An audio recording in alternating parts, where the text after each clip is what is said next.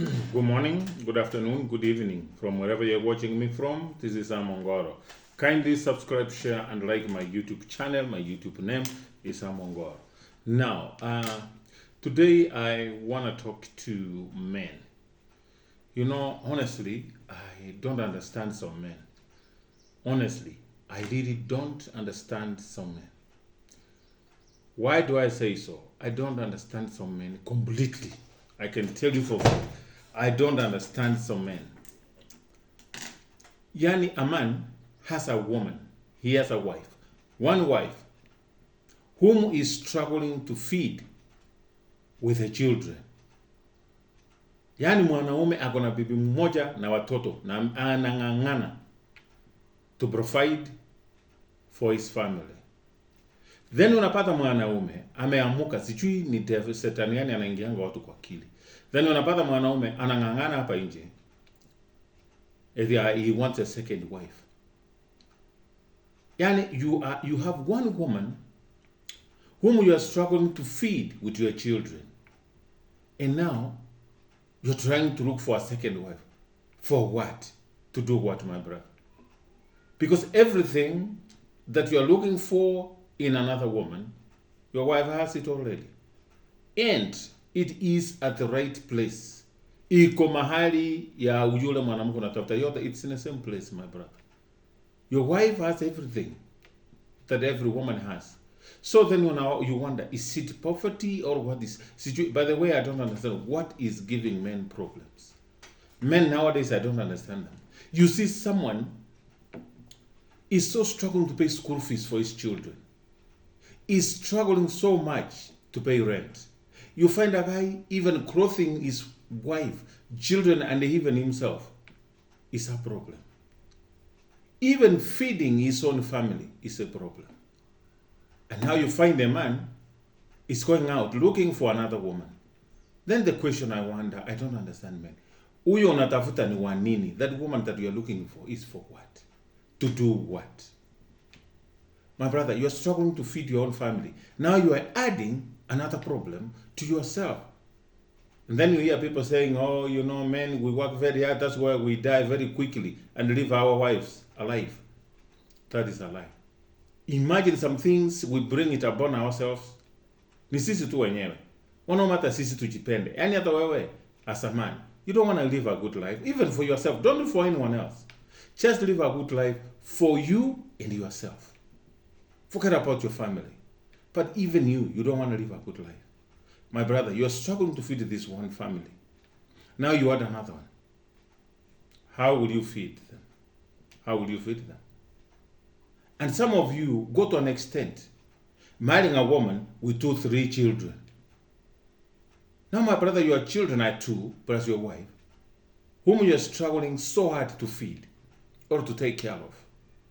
Now you are looking for another woman with 2, 3 children to add on top of your family, whom you are struggling. One family you can't feed. My brother, you are struggling. You are managing. What if you bring in another woman with 2, 3 children, my brother? That makes 5 children, 2 wives. That is 7 plus you, 8. My brother, with this economy, what would you do with those women, my brother? What would you do? What would you do with your children? Now you could not afford school fees for 2 children. You have added 3 more, my brother. Amen. We need to sit down and rethink. And before, I always tell men, before we do something, chiite kamukutano, call yourself in the small meeting, my brother. Talk to yourself and face reality. Those women will kill you, and my brother, after you die, you will be replaced immediately. After the father of those children will replace you. What if nowadays they are replaced while they are alive? You're adding a problem on top of the problem that you have. And then you start saying, my enemies are at it. Oh, nothing is working out. Oh, I know, when I went home, there's someone I gave money. Oh, wakati nilienda matanga kuna lipo ningine nilifarishwa. Hiyo vitu sikuiamini. Hiyo vitu ndio imeleta bad luck kwangu. Yani you start condemning and blaming external forces while you are the cause. My brother, you did this to yourself. You did it to yourself. Now, my brother, you could not even think, unaanza kusema umerogwa, oh, who bewitched me, oh, I don't know, since I married my second wife, oh, nothing has happened. My brother, there's no beautiful woman out there than your wife. My brother, let me tell you something here, my brothers. A lot of women, beautiful women, beauty is sending them to marriages very quickly, but the character is sending them out of their marriages like lightning. My brother, mwanamke si sura, mwanamke ni tabia. Huyu wako uko nayo, kama ako na tabia 75%, hiyo 25 vumilia na wewe ujasidia. Lakini unaoa huyu mtu ako na sura, my brother, you'll be a slave in your own house. You thought you are going to be happy, but my brother, your happiness turns around to be your sorrow. Believe me, a lot of beauty has sent a lot of women into marriages, even planned marriages. Then after they enter into marriage, then the man realizes, this is not the kind of woman I wanted. This is not the kind of woman that I'll live with entire of my life. Then you know what? They're kicked out of their marriages. Character is busy sending them out of their marriages. My brother, if you have one woman that you're struggling to feed, my brother, you add another woman with children, my brother. Are you for real? Are you serious? My brother, you don't even love yourself. Si hata uchipende kidogo tu, chipende ile ya mwanaume ya binadamu tu, chipende kidogo tu. Hata wewe upata na kapesa, hata ukistruggle, upata kapesa unaweza pita hapo nje ununue mutura. Hata wewe ukule. Yaani upita hapo nje tu unaweza pata mwanaume mwenzako akotasti umununulie maji, hata ya 30 bob. Yaani ujipende wewe mwenyewe. Hata wewe mwenyewe ujinunulie basi, usinunulie mtu. Hata unaweza pita hapo, upata kangumu ikipita ukule. Sasa wewe unaenda kasini, unakula breakfast from home. My brother, you leave your wife with 100 shillings. That's for lunch and dinner. Then my brother, unaenda kazini, wewe unakauza. You don't take anything until you come back home. And then my brother, ukweli realistic, uongeza mwanamke mwingine. Huyo mwanamke unaongeza ndiye atakuja kuongeza bidii ama ndiye atakuja kuongeza pesa kwako, because I don't understand, what is this woman coming to do? What is she coming to do? There are people who have a lot of money. They keep wasting it. But my brother, let me help you here. Let's talk. This is a men talk. Wanawake wanajua kusuck. They know how to suck the money, my brother. Imagine you are struggling. Sasa hata utajikuta tu ukitembea kwa barabara bila nguo. Wanawake wa Nairobi, they know how to mint money from men. Yaani my brother, unaongeza mwingine. Yaani wanawake wengine, they come wakiona uko na kabidii kidogo. Watakunyonya, wakunyonya, na vile masiwa inaisa ya kunyonywa. So is the relationship. So is the relationship. Hata mwanaume nikusaidia, before you marry someone, peleka mwanamke shopping. Mwambie beba hiyo cart, baby. I wanna do shopping for you. Mwambie sukuma hiyo turoli. Mwambie pick anything you want. Ukiona mwanamke anachasa turoli, yani she picks anything and anything. She picks everything and anything. Hata vile vitu unaona kweli haitaji. Mwanamke anakaa peke yake anachukua sukari kilo 5 ya kufanyia nini? Why is she picking 5 kgs of sugar? You don't see that woman is taking advantage of you. Sukari sio yake peke yake. Ananunulia mpaka relative and friends and the family. Yaani unapeleka mwanamke anachukua ile mkate inaitwa atusitaka kutumia jina. Ile mkate kubwa anachukua. Alafu anaongeza hii nyingine 2-3. Sasa wewe as a man ujiulizi kweli huyu mwanamke hii mkate atamaliza nini? Na mkate iko na expiry date. So unadhambia mwanamke atakula hii mkate within 3 days ishe kweli, honestly. Ukiona unampeleka mwanamke shopping, my brother, mwambie beba hiyo troli. Anabeba my brother vitu zote zitaji. You know what my brother? Mwambie waje apange line. Mwambie it's okay. Apanga line, waje nichukue pesa kutoka hapa ATM quickly. Ama muache akiokota vitu. My brother, run for your life. It's better you kill the relationship and save your life. Wanaume, kuna wanawake hapa nje who think men are ATM machines. Eti mwanaume ufai kukosa pesa. anakwambia umfanyie vitu hata baba yake hakufanyia mama yake. Yeye amekuja hizo vitu hakuona kwako. Sasa anataka wewe ufanye. Kwani wewe utafanya muujiza gani, my brother? You remember, you have a family that needs you, so loves you and needs you very much.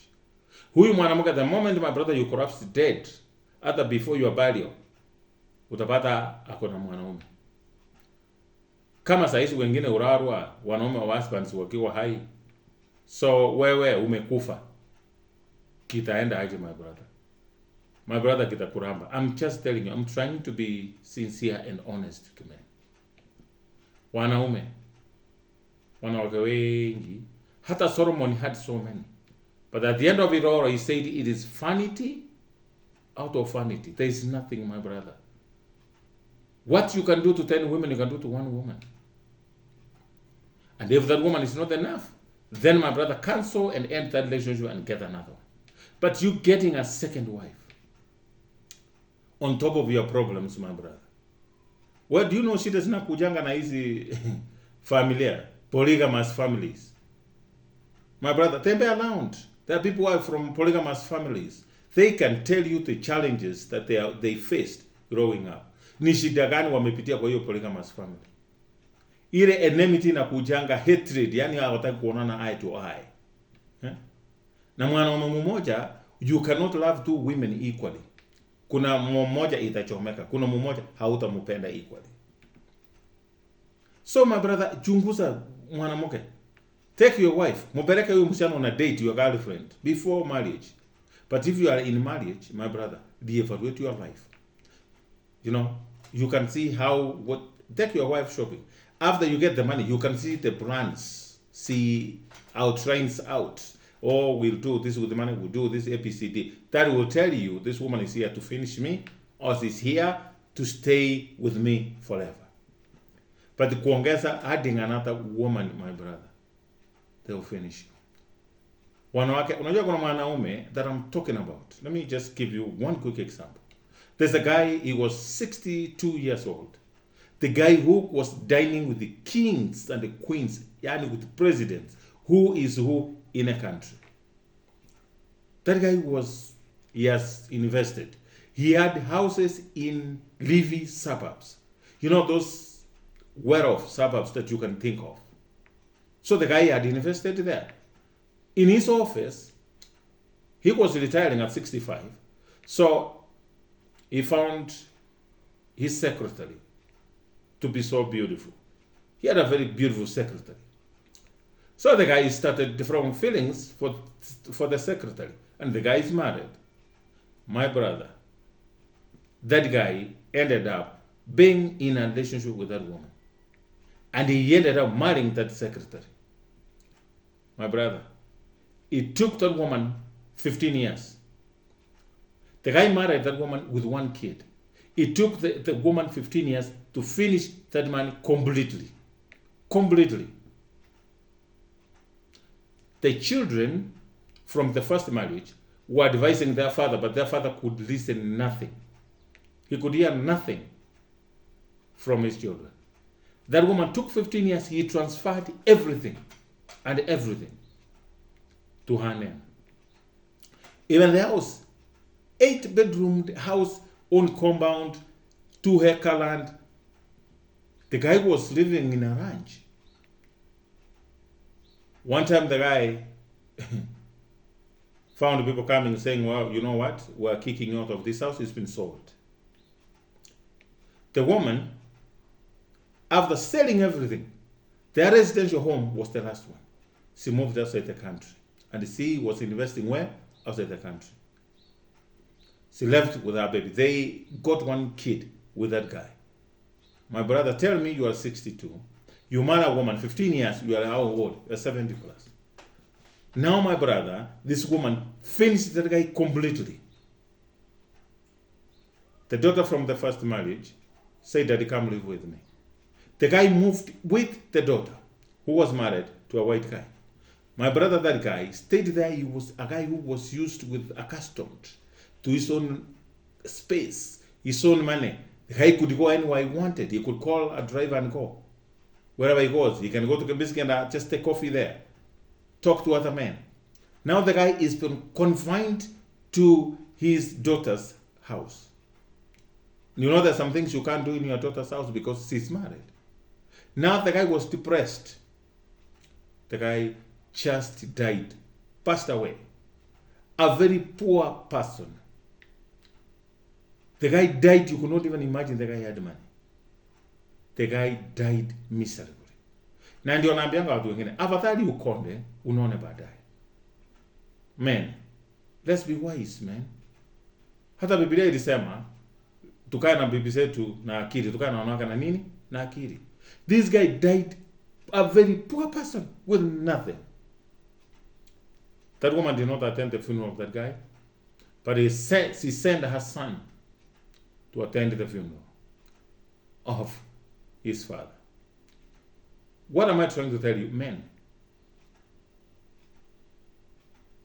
marriage is good, you struggle all your life and invest slowly. But my brother, you are accustomed to money. Then you get, when you are old, you have retired, now you need to enjoy your money. That's when money vanishes. That's the woman drains you completely. That girl, let me tell you, my brother, when the guy married that girl, she was 27. The guy is 62. But that woman was so smart and intelligent to overtake a 60-plus man. The man with wisdom. The man with the knowledge how to invest. But that woman scammed the guy to death.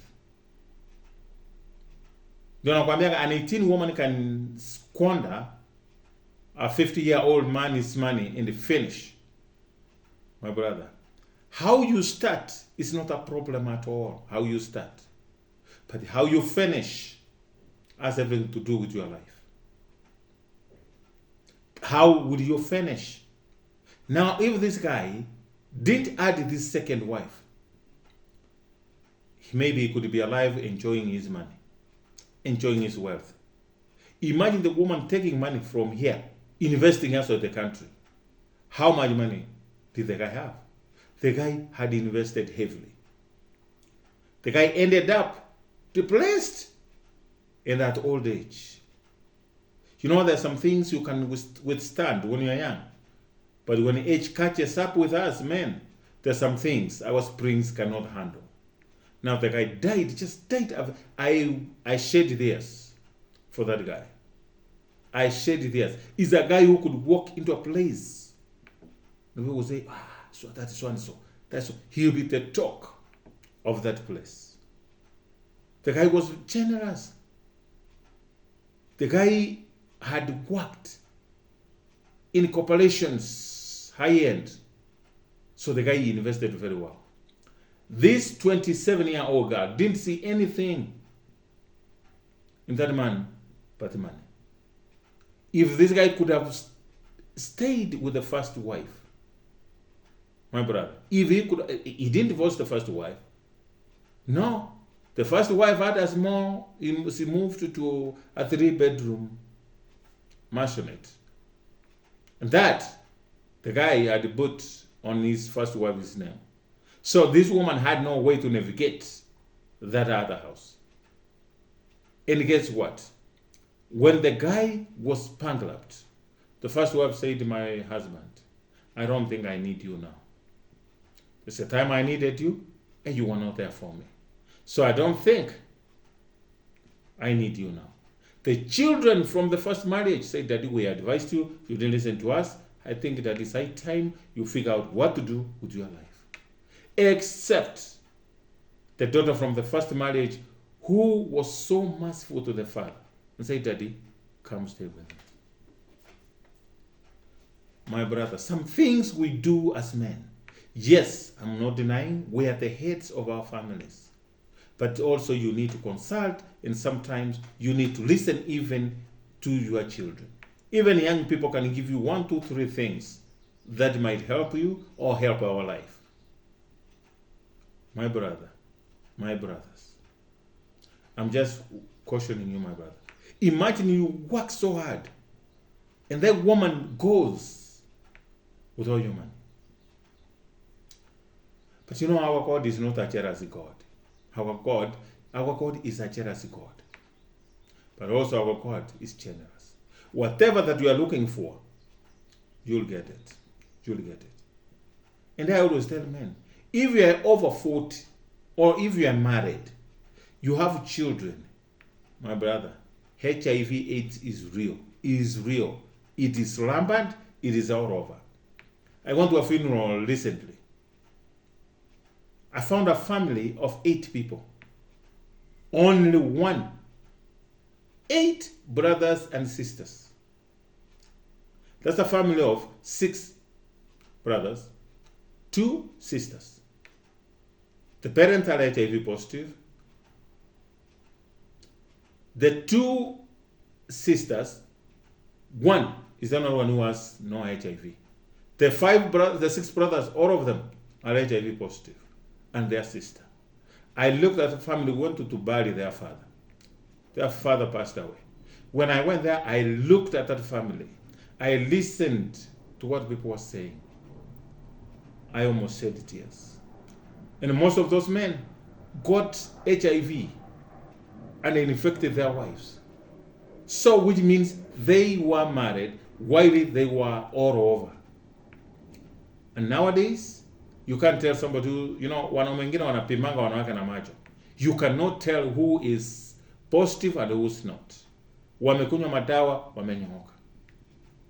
Hao ndio watu wanasema huwezi kula peremende na karatasi.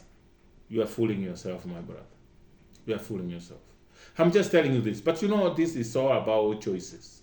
I'm not advising you to do what I'm telling you, but the choice is yours. If you love your life, my brother, if you have a woman, go home. And the grass is greener where it is watered, my brother. If you see these women, beautiful women out here walking out here, you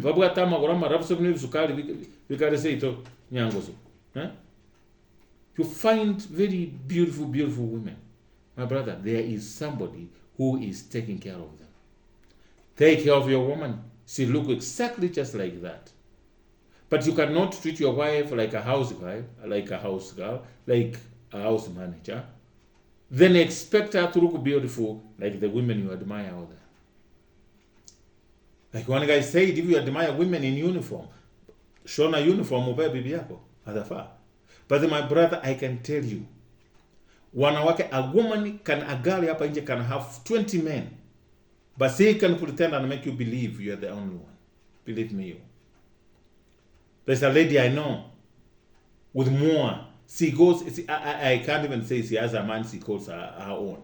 She goes with anything and anything. And then one time I went there with my friend. We met her somewhere. We were having coffee. I said, you can sit here and join us. She joined us on that table having coffee. You know what she told my friend? Hey, honey, I feel so lonely. I've not had sex for a long time. I don't even know how it feels like, but I want to be safe. You want to be, I look at that woman, I'm like, you want to be safe? And the day before today, which was yesterday, she was with a guy I know. The guy even slept in her house. So then my friend asked her, hey, you mean you don't have a boyfriend? Say, no, I was married, but I'm divorced. So my friend developed the interest in this woman. But at that moment, I don't want to say anything. But my brother, the choices we make have consequences. After all that discussion, I talked to my friend after the lady left our table. So I thought this girl, she's not good, she's lying to you. But the guy maybe thought, I have something against the woman, or maybe I'm in love with her secretly, so I'm trying to deny him an opportunity to enjoy a beautiful woman. That guy, behind my back, went with that woman. That lady was HIV positive. But I didn't know, for sure, I didn't know. Now this guy, he's never cheated on his wife. But he did with this girl. After 2 months, the guy went to hospital. He was HIV positive. So then he called this girl. He said he didn't tell her that she's coming to be tested. He called her and said, you know what? I'm thinking for us to continue using condoms or CDs, we need to be tested. And the guy didn't use protection. Let's be tested so we can enjoy. The woman agreed. She didn't even know herself. Boom. She was HIV positive. So the guy got it from that. Had the guy listened to me, you know, nowadays it's very hard to trust people. But there are some good people. You know, people can be so good. People can be so good. And on the other hand, people can be so bad. And on the other hand, people can be so bad. People can do bad things. Back on Julius, when God was creating people, did really God create this person to be human? There are people who do things until your mouth is left open wide.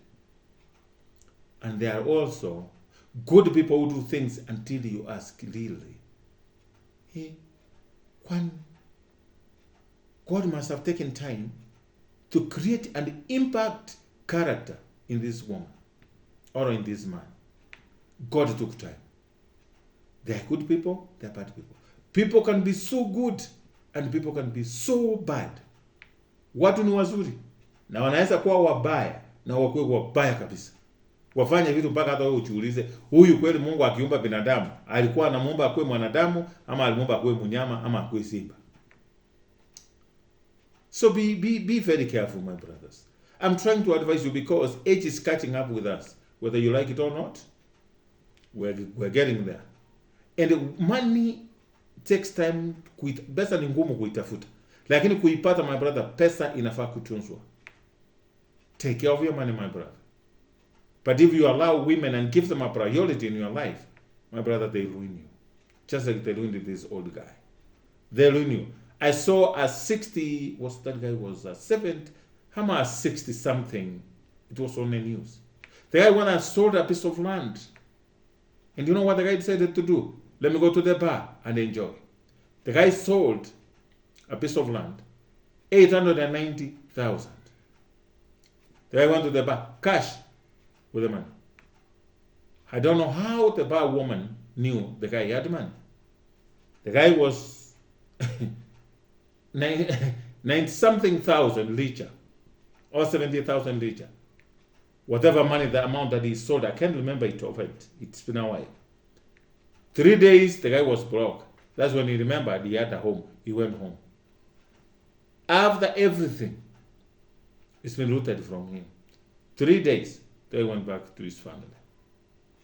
Poor, broke, as you call him, as he was. My brothers, women can brother you. Women know how to pretend.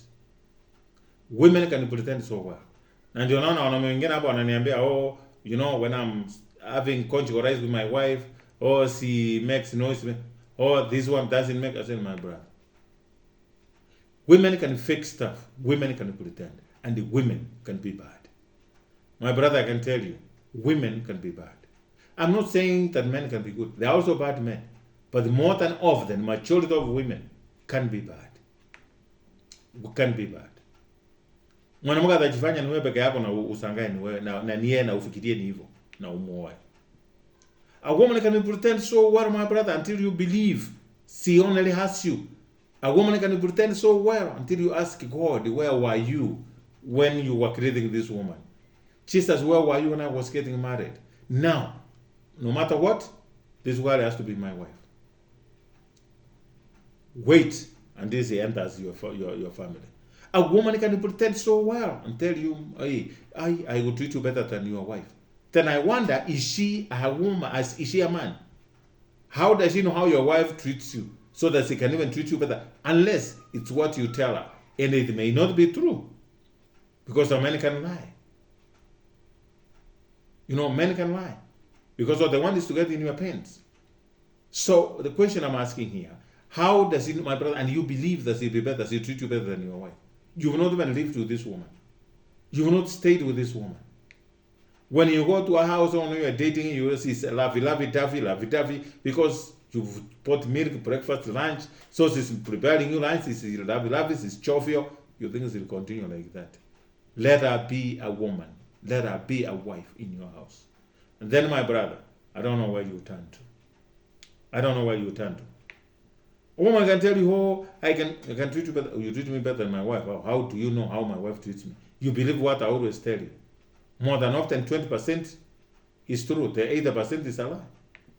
So how do you know? And then a man believes what the woman tells, and you know you're lying to her. Then she's telling her to treat you better than your wife. Then you accept and you put her in your life, my brother. You will suffer.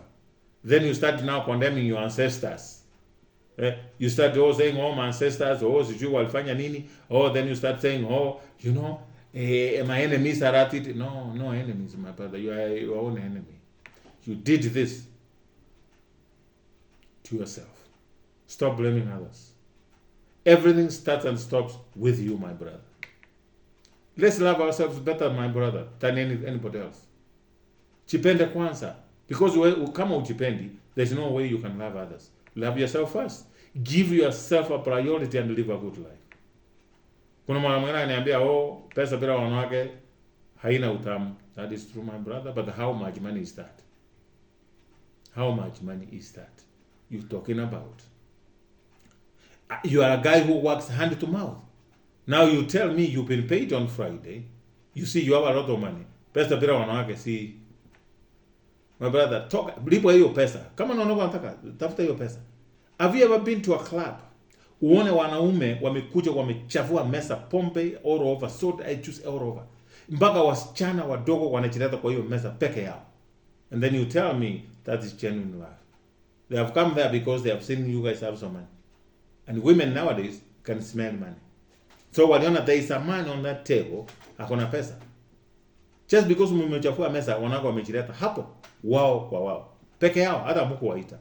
Then you go, you spend a night with them, you say, oh, this is beautiful, anakuambia mambo sweet, good for nothing, you believe that he is in love with you.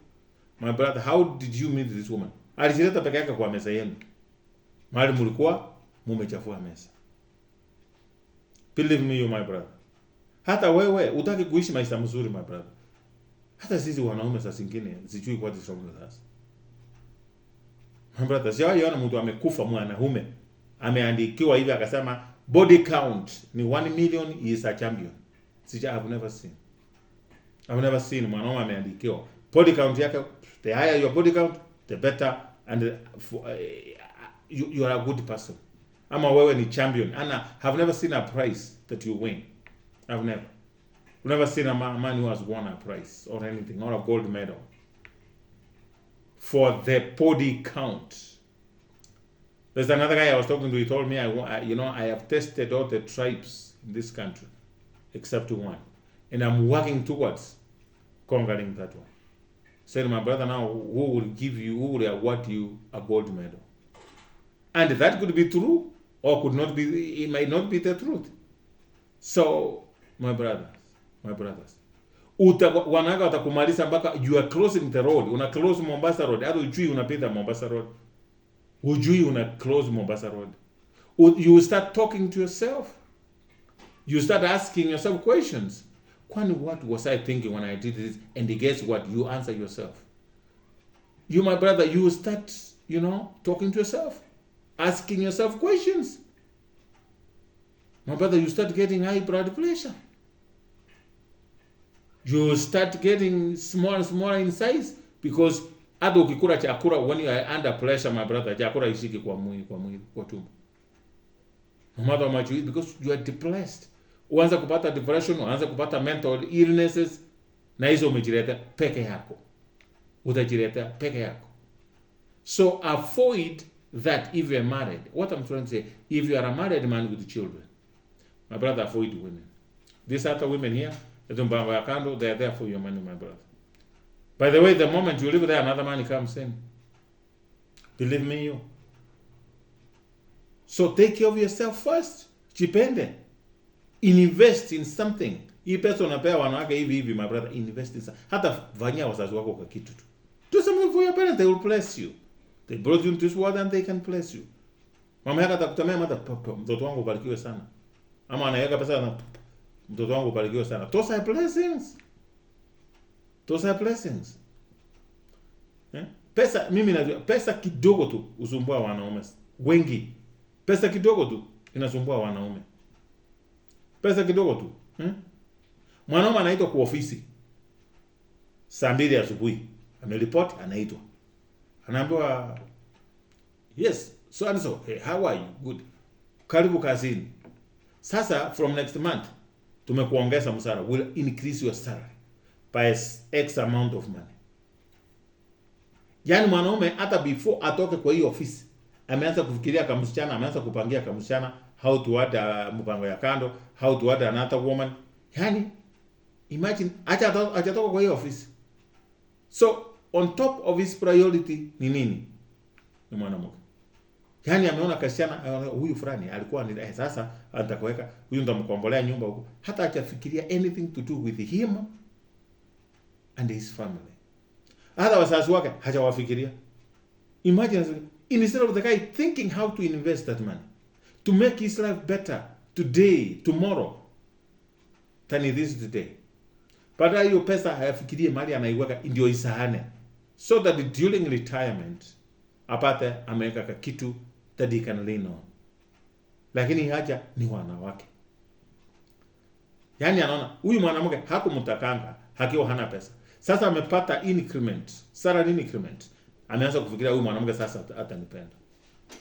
Huyu mwanamke anapenda pesa, sio wewe, my brother. Instead, my brother, think twice.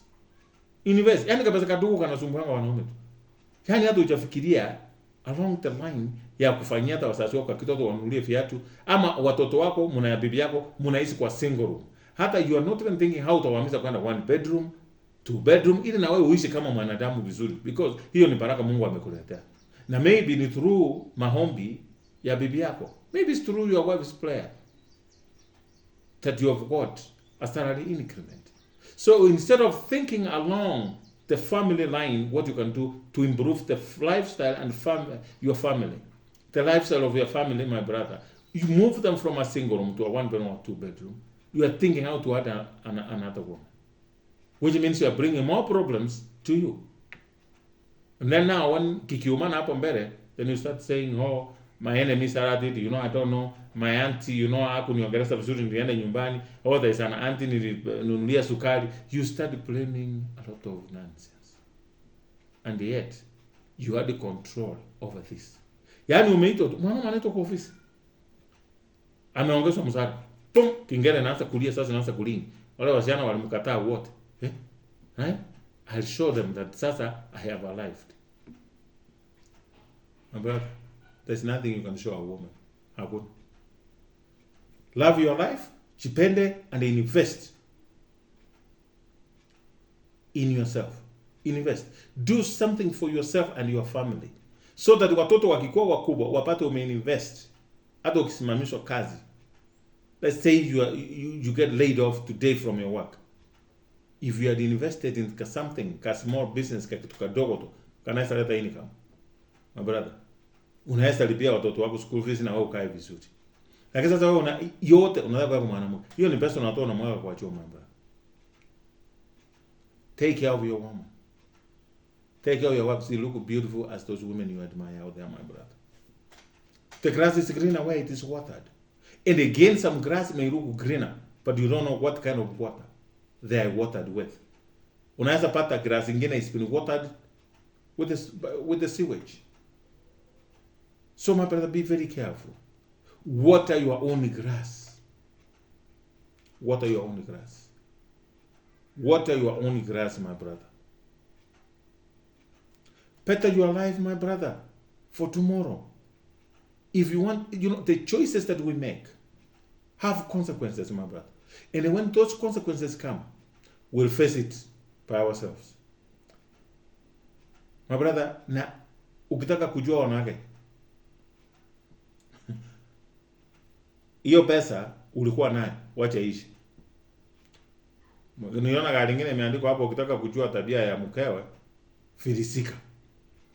Ukiwa na pesa, everything is lovey-dovey. And so is women. Wanakupenda wakati uko na kakitu.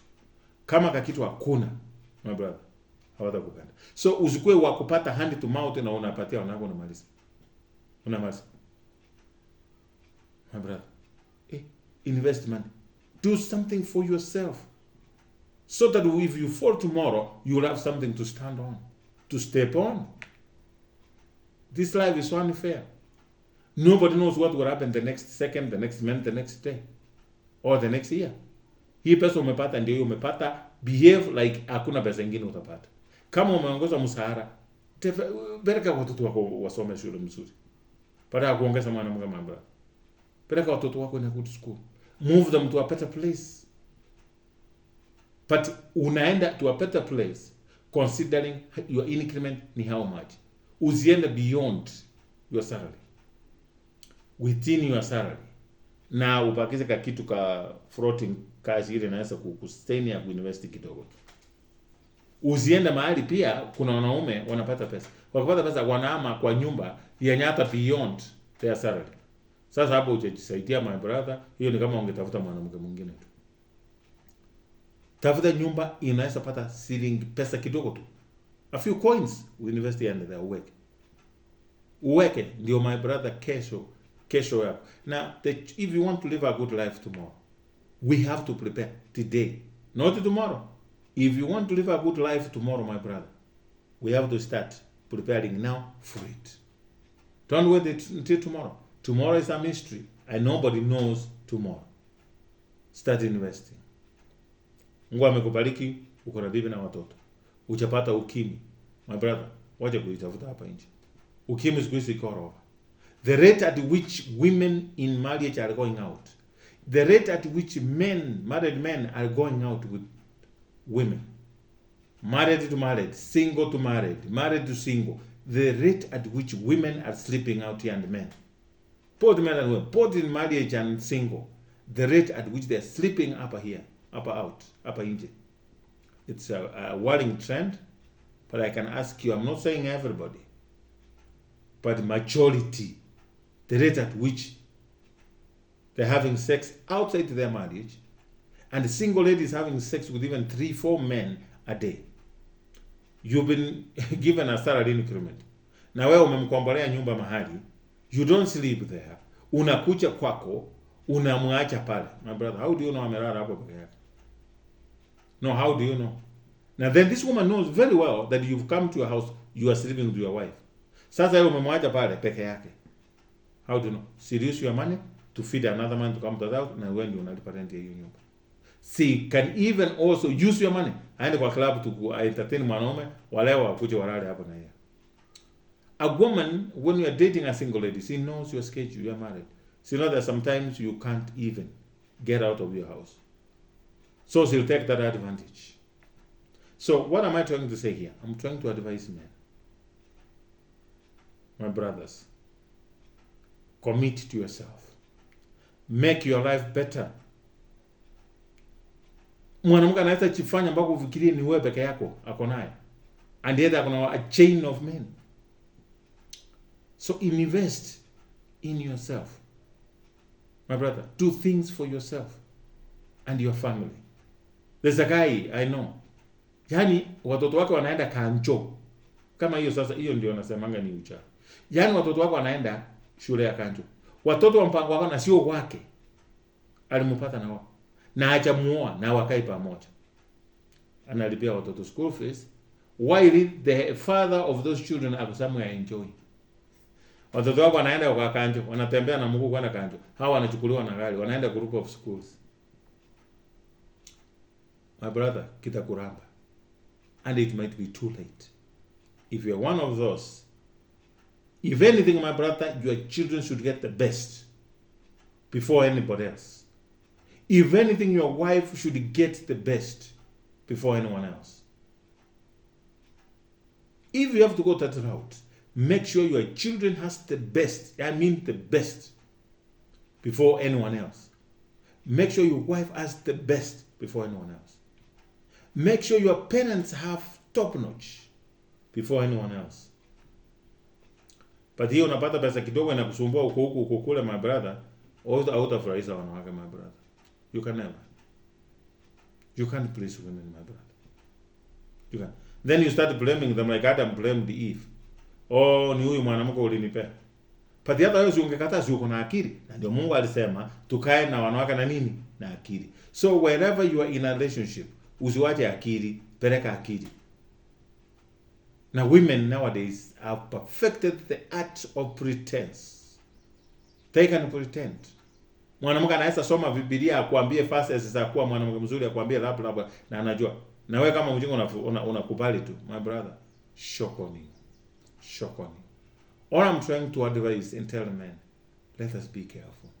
Soko imeharibika. The market is so dirty out there. Yaani mwanamke anasema siku hizi ukimwacha saa hii anaoga narudi sokoni. Some of them they don't even have to go. Kuna mwanamke alitoka kwa bwana yake na akaenda kwa mwingine. Yaani express, hakuenda anywhere.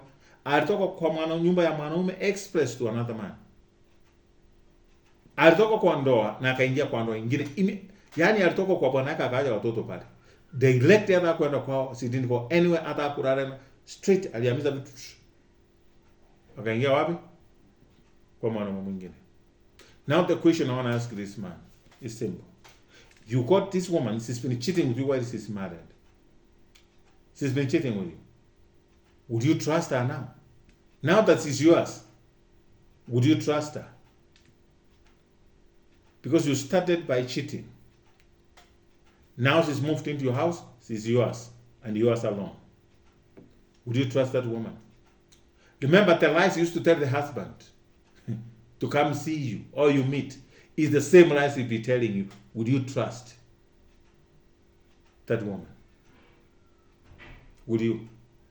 With your marriage to that woman, sustain the times of the day. Will she? Will you trust that woman?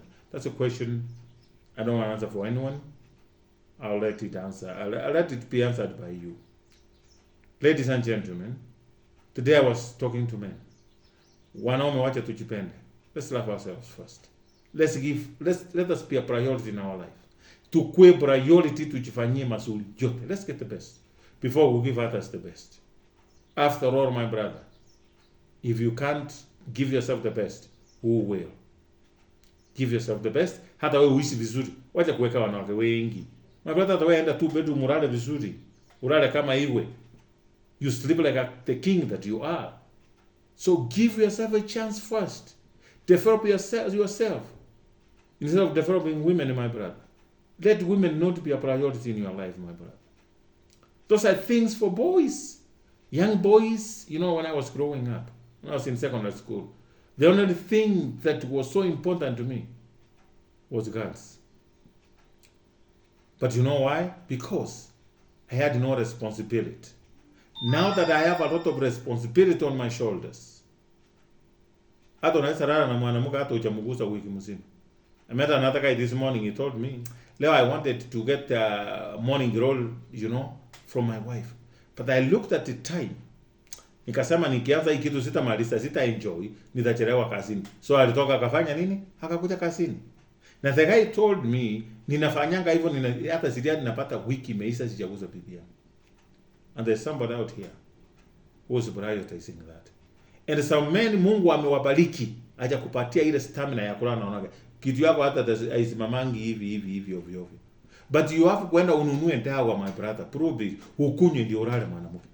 Hata ukipata ugonjwa, si unaona Mungu alikusaidia akajua hii mambo itatokea. Wewe nguvu za kiume amepunguza kidogo. Once a month ukionja iko sawa. Na wewe sasa kwa sababu you want to prove to women you are the man that you are. Unaenda unanunua burupir, unataka kuonyesha mzee, unamuonyesha nini my brother? Wewe unatoka hapo unajua umemuonyesha, but you know how many men this woman has gone with? Ni yeye anajua. Na hao wote wanaingia hiyo the same place. Different men. She's the only one who has the feel, the taste. She's the only one who knows huyu anaweza, huyu hawezi. So don't blow a trumpet for yourself, my brother. Yaani unakunywa madawa tu uende kufanya sex. My brother, fanya ile Mungu anataka ufanye. Hii ingine ya kulazimisha si lazima na hata ikuangi mzuri. So tujipende kwanza, vitu zingine si samana sahi. Tuko na majukumu mingi sana. There's another guy I know very busy. The guy very busy is 50 years plus. Yeye ni kiongozi. So the wife aliona apitie rafiki yake, hamtuma amwambie bwana yangu amenisahau, mimi ni bibi yake na niko kwa nyumba. Huyo mwanaume aliambia huyo rafiki yake hivi. I don't know whether he meant it ama alienda kuongea na bibi yake baadaye.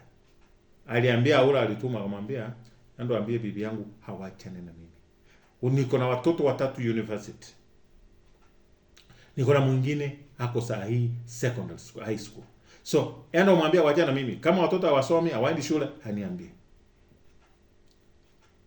Yaani mwanaume unaona wengine wanajiongeleza tu kwa barabara wakipita tu wakiongea. Ni shida zimewafikisha hapa. Lakini shida zingine tuachiletea sisi wenyewe. But also don't forget your wife. Na wengine wanakunywa dawa, si tuende kulala mabibi yao. Wanaenda kuonyesha wasichana wengine wao ni hodari. Mimi ndio ule mzee, mimi ninajua kunyorosa. Mpaka moto inawaka. Endelea kuwakisha moto mabata. Kikuramba utarudi utuambie. Kikuramba usituambie. Ladies and gentlemen, thank you so much for subscribing to my YouTube channel. My YouTube name is Sam Ongoro. Thank you so much for those who are about to subscribe. May God bless you. Till next time, bye-bye. May God bless you.